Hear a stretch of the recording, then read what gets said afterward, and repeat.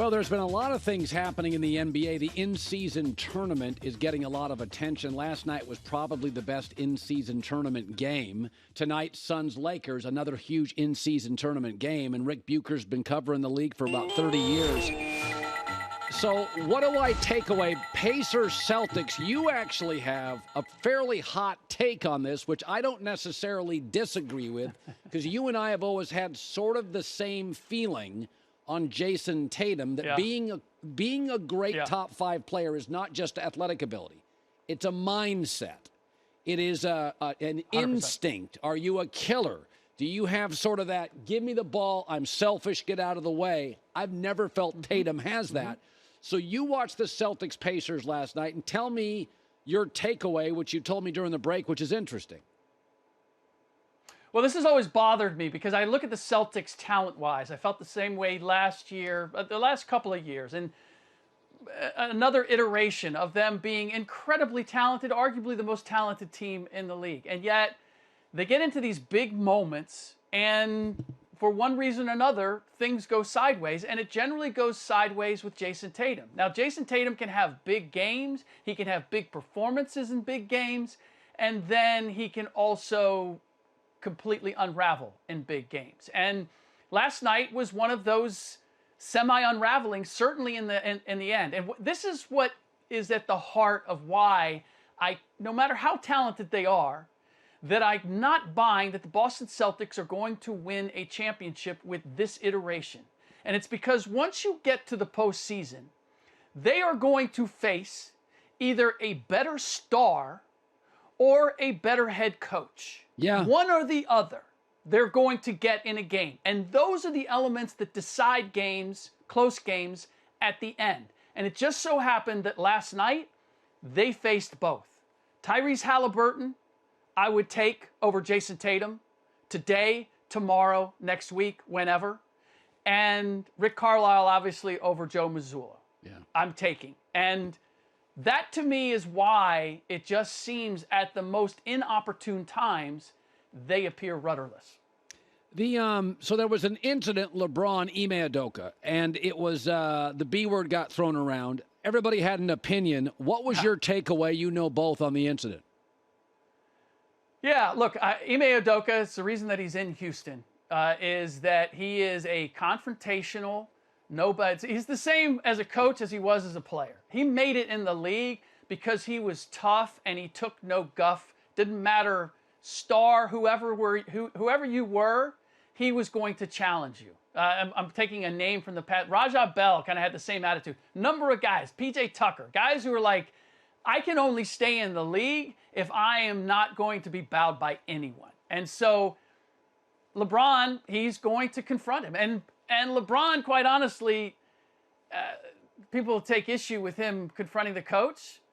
LeBron has been doing whatever LeBron wants to do for how long in the league? So if he wants to go at a coach, he's going to go at a coach. If he wants to miss a game to go see his son play his first college game, he's going to do that. However you feel about it, whether you think it's right or it's wrong, LeBron has had that cachet for years now in terms of being able to do whatever he wants. So Ime Udoka is just one of those who goes, you can do whatever you want, but it doesn't mean that I'm going to put up with it. The dynasty feels meek and small and Steph Curry reliant. Chris Paul was at desperate a last gasp. It did make the second unit better. They've lost 9 of 12. They at times look old. What do you make of the war? It does feel like none of these things end elegantly and well, and it kind of feels like, of course, this is what they're going to look like, right?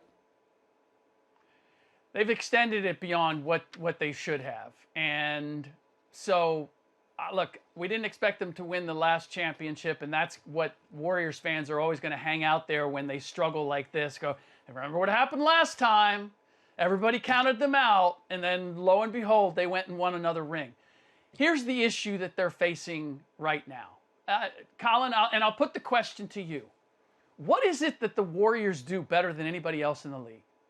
What makes them particularly unique? What is their hole card that they go to that they can rely on, that they can count on in their game? Well, currently nothing.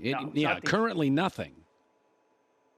Right. And so it's a matter of they're reinventing themselves on the fly, because it used to be you had the Draymond Green power forward, point forward wrinkle. You had the shooting.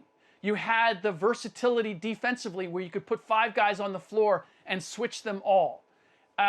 They don't have any of those elements anymore that are greater than anybody else in the league. There are teams that can play small ball better than they can. There are teams that can defend much better than they can. There are a bunch of teams who can shoot better than they can. So what is it that can be their strength? That's what they're trying to figure out right now, and they're trying to do it on the fly. And so as a result, can they get this together and be better by the end of the season? I would fully expect that they are going to be better by the end of the season.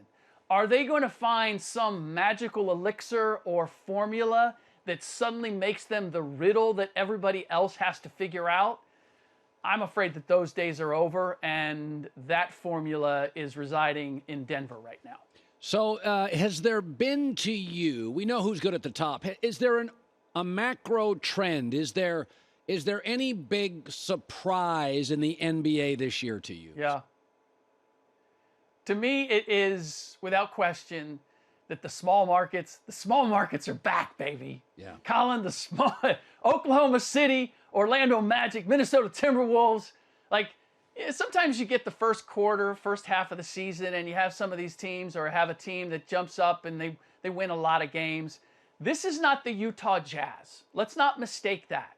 The Oklahoma City Thunder are a complete team. And I'll stop there. I think Minnesota made a mistake by going to get Rudy Gobert. Orlando is still half-baked, but Sacramento is legitimate. I just looked my power rankings this week. Top 10. Only 2 major markets in the top 10. Boston at number 1 and Philadelphia at number 8. The rest, and I include Denver in the mix, are all small market teams. And I believe that what we're seeing is a sea change, in that building a team in this collective bargaining agreement now requires patience. And in the big markets, whether you're the Lakers or the Clippers or you're the Knicks or even the Brooklyn Nets, Dallas, there's this pressure to go out and make the big move that is going to get you that last piece, that's going to give you that star nucleus, that's going to make you a championship team. And I just don't believe that formula can get you there in today's NBA. And what you have is, in the small markets, Oklahoma City and Orlando and Sacramento, where they can just build piece by piece. They don't have the national media clamoring from them, or their fans clamoring, you got to make a big move. You got to go get this star. That's what Dallas does. You got to go get Kyrie Irving. You got to go get Kristaps Porzingis. And so what you're seeing is, very formidable teams being slowly baked and put together, and they look like they're here to stay. So get prepared for some small market teams vying for championships for the foreseeable future. Rick Bucher, Fox Sports NBA analyst. Good seeing you, buddy. How was that? It was great. How was that? I liked it a lot. A lot of information, a lot of stuff circulating upstairs. Good to see you too. Good to see you too. The small market teams, how about that?